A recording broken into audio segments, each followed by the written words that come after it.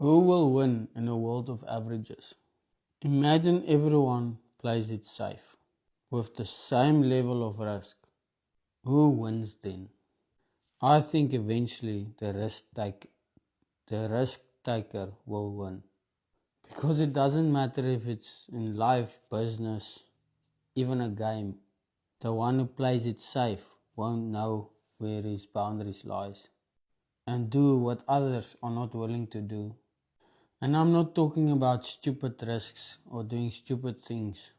I'm talking about stepping outside of your comfort zone, outside of what you already know, and challenging yourself.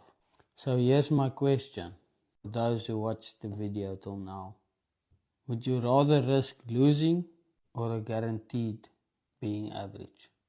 Please tell me in the comments what do you think about risk, and if you would want to know more about risk.